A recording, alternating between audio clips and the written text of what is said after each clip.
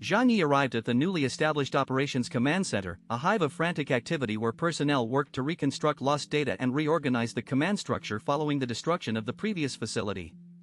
He noted Bailey Changqing's absence, learning that the vice captain had survived the backlash of Compound No. 5 only by absorbing the essence of Daikoku Kainobu, though his ultimate condition remained uncertain while he received treatment in the medical department. Zhang Yi reflected privately on the dangers of such pharmacological power, suspecting that Bailey Changqing might eventually suffer an incurable genetic collapse similar to Bian Junwu. Upon entering the command center, Zhang Yi was met with an overwhelming wave of genuine admiration and gratitude from the staff, who recognized that his timely intervention had saved their lives and preserved their futures, a reception eerily reminiscent of the hero's welcome once afforded to Gao Changkong. Eschewing sentimentality, Zhang Yi requested an immediate audience with Zhu Zhang and was swiftly escorted to the commander's office by Lan Xingqing, whose demeanor had shifted from arrogance to profound respect, recognizing that Zhang Yi's demonstrated strength had elevated his status far beyond that of a mere captain. Xu Zhang, wearing a green military-style shirt, greeted Zhang Yi with effusive warmth, seating him on a sofa and ordering coffee while lavishing praise on his combat prowess, command ability, and unwavering loyalty to the Jiangnan region. Xu Zhang pleaded for Zhang Yi to remain in Blizzard City, offering him a permanent position as a true investigation team leader within the Tengdu squad, citing the desperate need for top-tier combat power in the wake of Bian Junwu's death and Gao Changkong's defection, and promising to fulfill any request Zhang Yi might make. Zhang Yi declined without hesitation, stating his dislike for a life of constant fighting and killing, secure in the knowledge that Blizzard City owed him an immense debt rather than the reverse. Xu Zhang, unable to compel his savior but unwilling to lose such an asset, proposed a compromise, an expatriate captaincy, effectively a super captain rank, allowing Zhang Yi to remain based in Tianhai City while retaining all captain-level allowances, equipment priority, and gene drug access, plus a 20% increase in stipend. Zhang Yi rejected the material incentives, countering that he would only intervene in matters of life and death, not for personal or political gain, and refused to become anyone's vassal. Recognizing the futility of further pressure, Xu Zhang relented, formally retaining Zhang Yi's captaincy and monthly stipend while expressing hope for future assistance. As they conversed casually, Zhang Yi mentioned his intention to eventually sail Chen Jingwan's ships into the southern icy seas, prompting Xu Zhang to reveal that the East China Sea region had already launched missile strikes against the Celestial Dragon pirates' port bases, sinking hundreds of ships and inflicting heavy casualties as a punitive warning from the 6 districts of the Huashu Kingdom.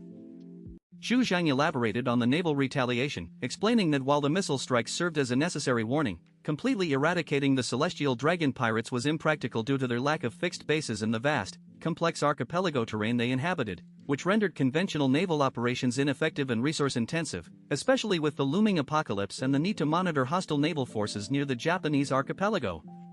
Zhang Yi expressed concern over potential retaliation against Tianhai City given his role in killing Kanuda and other pirate leaders, to which Xu Zhang pledged the full protective weight of Blizzard City, a promise Zhang Yi received with private skepticism but pragmatic acceptance given Tianhai City's current defensive weakness.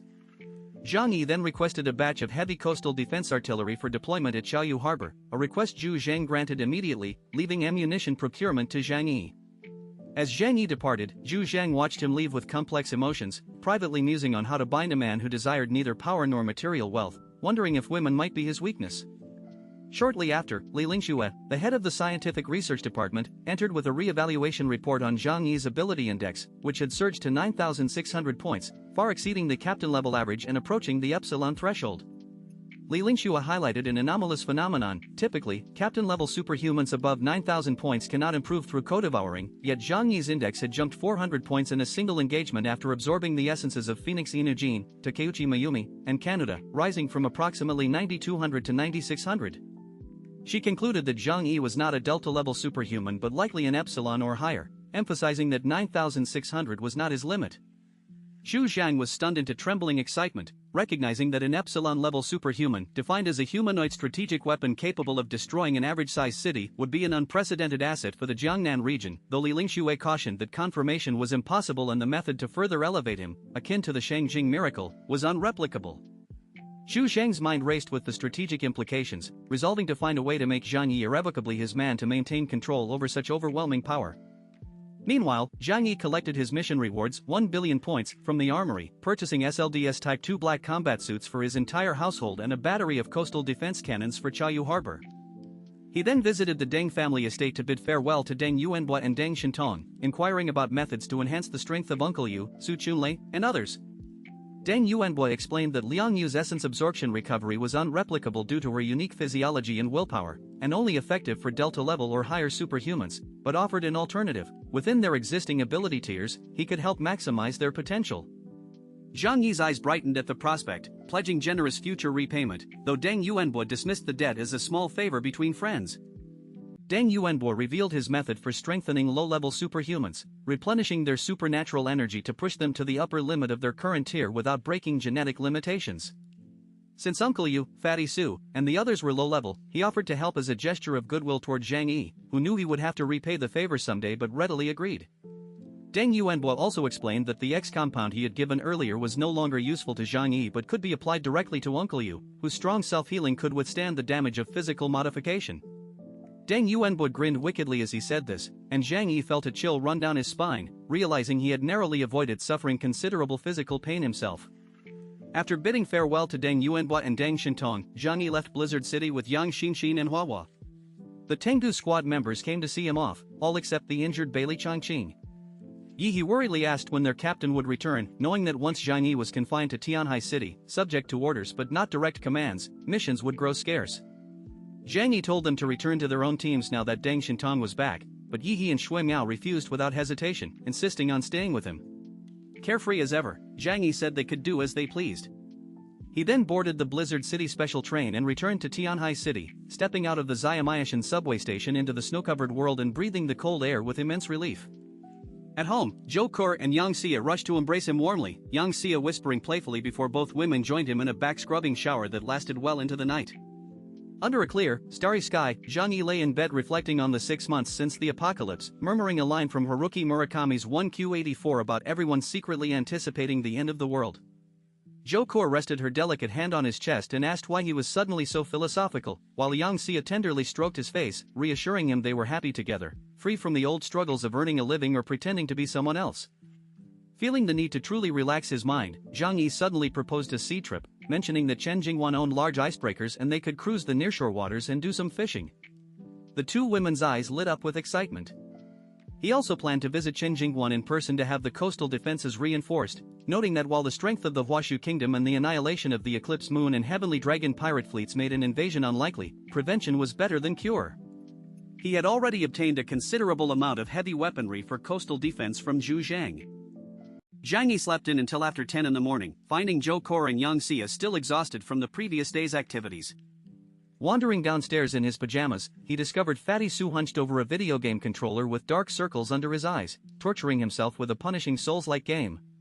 When Zhang Yi startled him, Fatty Su screamed like a pig, claiming he had died again. Zhang Yi kicked him and demanded coffee before collapsing onto the soft sofa. Soon the entire household gathered, with Liang Yu having already completed her rehabilitation exercises, her recovery accelerated by her enhanced self-healing abilities and Zhou Kezi's bone-setting work. Zhang Yi then laid out his future plans for the family. The first order of business was sending Uncle Yu and Fatty Su to Blizzard City to undergo modifications by the Deng Group. Uncle Yu was eager, desperate to become stronger and contribute to the team. Fatty Su, however, was terrified, imagining cyberpunk-style mechanical arms and brain chips. Zhang Yi dismissed his fears, explaining that in 2051, robots were useless in extreme cold and superhuman abilities far surpassed contemporary technology. Yang Xia asked if she needed to go too, but Zhang Yi refused, squeezing her hand and explaining that the Deng Group's experiments were too brutal for ordinary people, and he would not allow them to study the special abilities of Zhou Kezi, Yang Xia, or Yang Xinxin. The final agreement was that Uncle Yu and Fatty Su would go to Blizzard City, while Zhang Yi would take the women to Chaoyu Harbor to help Chen Jingwan with defenses and secure an icebreaker for a sea voyage. When Fatty Su complained, Zhang Yi bribed him with the promise of young, pretty girls arranged by the Deng family, which immediately won his enthusiastic agreement.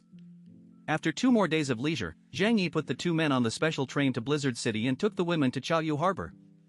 The harbor was still riddled with holes from the last battle, containers reduced to scrap, though the underground shelters remained intact. Thousands of people were cleaning up the battlefield. Chen Jingguan greeted Zhang Yi warmly, noticing the women dressed in their finest furs and makeup, looking like they were heading to a beauty pageant. Zhang Yi requested the icebreaker Xiaoyao and skilled crew members for a sea trip, but Chen Jingguan's expression turned hesitant. He warned that the ocean was more dangerous than land, with mutated gigantic sea monsters capable of capsizing steel ships weighing tens of thousands of tons, and that he had already lost 2 ships to them. Zhang Yi recalled Canute's ability to transform into a giant blue shark, realizing how much harder that battle would have been at sea. He agreed to avoid the deep sea, then asked to inspect the coastal defenses, determined to ensure the harbor could never again be caught helpless against seaborne enemies.